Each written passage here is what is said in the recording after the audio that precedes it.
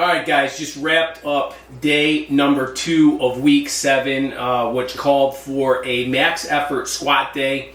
You'll see in the video the variation I used today was a Zercher squat, off pins using some chains. Really like the variation. I get a lot of questions and comments about the chains. I know I explained a little bit about the chains in the other video, but with this setup, putting the chains around my neck forces a lot of different things. It forces me to keep my posterior chain in line. It forces me to push my neck and back and into the weight, so to speak. So I really like doing that, especially on deadlifts and deadlift variations. Obviously, this was a squat variation, and I have not done it in quite some time. I believe there was a workout that I did outside a little while ago where I used the chains around my neck for some RDLs. But the reason I put the chains around my neck, obviously I'm adding a little more weight to the movement, but most importantly, it just really forces my posterior chain, my neck, and everything like that to remain focused on kind of pushing back. Because when you're in a squat, you really want to, when you're squatting, your squat setup, you want to take that barbell, put it on your back, and you want to push your neck and traps and everything back into the bar. Get a good spot for your head position, whether that's neutral or even looking up just a little bit. And the chains really force you to do that. So it was a really good variation. Had a lot of fun doing them as well. But that was the main movement for the day. From there, we moved over into a dynamic deadlift exercise, and I broke this down into 4 sets of somewhat of a sumo hybrid style and then a conventional. So I did 4 sets of 2 with sumo and then 4 sets of 2 with conventional, and I just I moved right through that exercise. Had it done pretty quick, no more than a minute rest in between those sets. From there, I did 5 sets of a front box squat. So again, a front squat, but then sitting on a box. I really like doing those. Again, just another great variation to help your squat. Really forces the leverage, obviously forces you to stay upright in the position as best as possible. And those are really good. Those really, even though I have a wider stance when I'm doing squats, when I do front squats, I hit a little bit more of my quads, because my stance being so wide in squats, a lot of it's a hamstring movement. I'm really taking the quads out of it for the most part. But when I do a front squat variation, it adds some work in the quads. So for whatever reason, I think it's because of how much I'm forced to stay upright in an upright position when I'm doing the front squats, that it kind of just probably targets the quads a little bit more. From there, I moved over into a RDL variation with chains and did some sets there. Those felt really good. I love RDLs. I think they have so much carryover for so many different things. But this was a barbell RDL with chains, and then I finished up the workout with some cable back work. So I did a close grip variation, and then I did a lat push down variation for the back. So overall, solid day. Very pleased with it. Great start to week 7. Yesterday, if you saw yesterday's video, was a heavy bench day. I got in my bench shirt outside.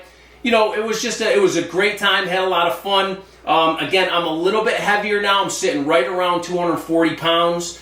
At nighttime, 242. All depends on my food intake and whatnot.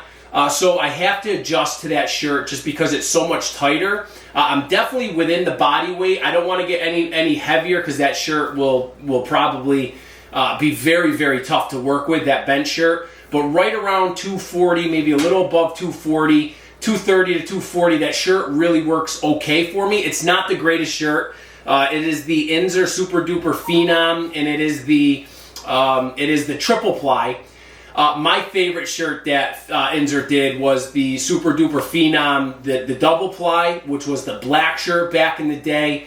I love that shirt. I got so much out of it, had so much fun training in it.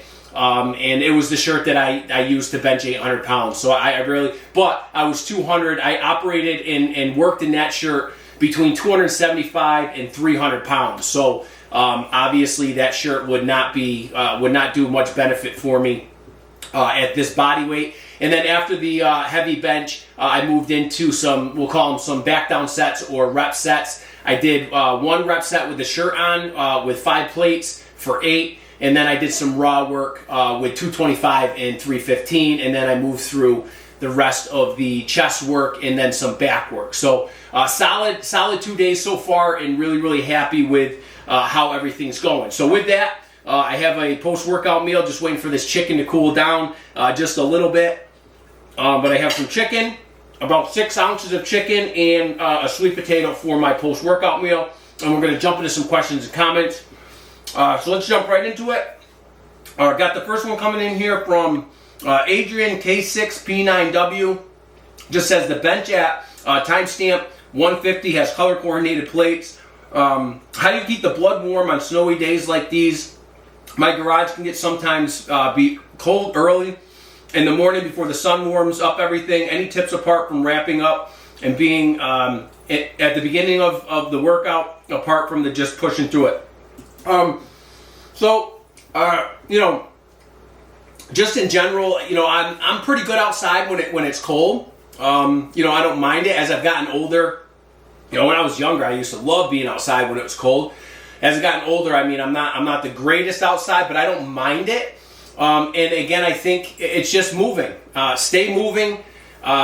Keep the blood flowing. What I really like training outside in the cold for is it forces you to move through the workout.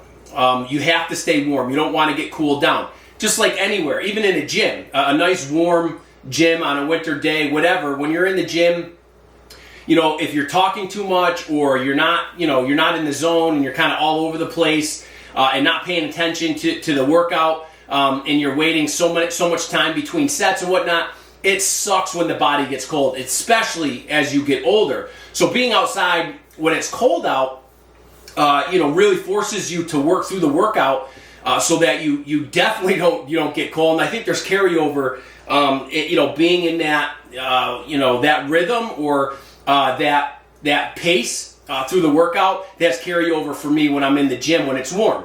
I just keep that pace. I don't, I try not to get too lazy in between sets and whatnot. So, but as far as staying warm, some days are colder than others. I mean, we have some beautiful winter days. Some days can be when the sun's out, it's no wind. It could be, 25, 30 degrees, sun's out, no wind. It's beautiful, absolutely beautiful. That wind picks up, the sun goes in. It's a lot different story for sure. But just move through the workout, stay warm as possible. And obviously you want to prevent, any injuries and whatnot as well. So, staying warm is important. But either way, appreciate the question and shout out to you for that. Got another one here from Aaron Weber, 9699, just says, hell yeah, mate. Reminds me of when my father taught me how to bench press. Greetings from Hungary. Going to get a great back workout done now. Shout out to you. This was on yesterday's video as well, which was obviously my bench, chest, and back workout outside, and then I did some stuff downstairs in the gym. And then after school, my son and I went out and trained. We had a little bit of snow. We had some fun out there, and he did a chest workout. So he's just so proud of him. He's doing great. He's training twice a week. Twice a week right now, and he has wrestling twice a week as well, wrestling practice. So we're being very conscious of the sport of wrestling and keeping him kind of in an in-season training, but at the same time, he's a growing boy, and now's the time for him to get the iron in his hand. So we want to keep that going, and he doesn't complain. He gets right after it. He loves it. So we have a great time out there. So shout out to you. Appreciate that comment. Got another one here from, let's see here, Paris Smith, 7271, P-Dog, I hope you are well. It just says, keep it up, little man, you got this. Appreciate that. Another one from Paris Smith just says, hell yeah, keep pushing. My white brother from another mother. And it's going to be a good one for P-Dog, also BG for life. P-Dog, love all your comments. Shout out to you, truly appreciate that. Got another one here from Your Training 9709, just said steroids chicken, whatever that means. Shout out to you, appreciate the comment. Another one here from Mr. War Machine 3, just says pretty hardcore working out with the big weights in the cold like that. I'm in awe. Shout out to you, appreciate that. Listen, I love to be outside. I love to use the equipment all year round, and just have fun doing it. The way that I've said this before, but change your environment, change the challenges, challenge yourself in different ways. Even if you have a home gym, take some of the equipment outside every once in a while and do a workout. If you just move equipment around in your gym, change the environment, change the vibe every once in a while. It's great for just overall, your focus, your mindset. So change your environment, and I'm fortunate enough to have the ability to have a nice gym outside where I can change the environment up and get the work done. So either way, appreciate the comment and shout out to you. Another one here from Dangerous Guns Official, just a timestamp of 5:10. Clean was actually insane. Shout out to you, appreciate that. Got another one here from Subsonic Distortion. It says those bands are doing what? I'm picking up the Rocky mode when he went to Russia to train outdoors. Shout out to you, appreciate that. So the bands, so specific to yesterday's video and the workout, the main lift, the reverse bands on the bench. So if you saw the red bands hanging down, that is called a lightning method. The lightning method. It is a West Side conjugate method of lifting. And what it does is essentially it takes the weight and makes it lighter at the bottom of the lift, but as those bands release, it gets heavier at the top of the lift. So again, it's another variation of the bench press, and I've been using it quite a bit, especially with my bench shirt, because I'm still trying to adapt to a new body weight, trying to break that shirt in, and I have not been in the shirt as much as I want to be, because I'm changing variations, so not every week is a bench shirt. bench shirt variation. But either way, those bands, when they're hanging from the top, now whether you have a setup that you have a power rack that you can set them up for squats, you hang them way up top, hook them around the barbell, and as you squat down, it's going to get lighter at the bottom and it's going to get heavier at the top. So overall goal is a bit of a deload at the bottom, but then giving you a lot of the weight at the top. So you can overload these workouts and focus on your lockout strength. Same as deadlift. You have reverse band deadlifts as well, same concept. And then of course, the other way is the bands where they're resistance weight, right? So the bands are resistant weight, and again, you hook the bands from the bottoms of the lift, and as it's lighter at the bottom, but as you pick the weight up, the bands come up and they make it heavier at the top of the lift. So it's just another variation to add to the mix of your workouts. But either way, shout out to you. Appreciate the question. Got another one here from Overlord6815. Just says, remind me of those old Ninja Tyler videos. Shout out to you. Appreciate that. I'm not familiar with those videos, but either way, appreciate the comment. Another one here from J. Joan Love. Just says, t-shirt weather, laugh out loud. Real conditioning, real work, real results, no BS, no excuses. Stay blessed, brother. Love it. The only problem I get is the bar gets the hands a little cold. Was negative 25 here today in northern BC, Canada. Still got the reps in. Makes any other day feel like spring. Shout out to you. That is definitely the biggest thing. Is the iron being, both the plates and the bars being cold, and the dumbbells that I have. They get cold. I wear some gloves, but even with some gloves on, it can get cold out there. But again, just changing that environment up, pushing yourself, challenge yourself in a different way, I think is just so important. But either way, shout out to you. Appreciate the comment. Got one here from Dave Kinderdine, OG of the BG crew. I hope all is well, Dave.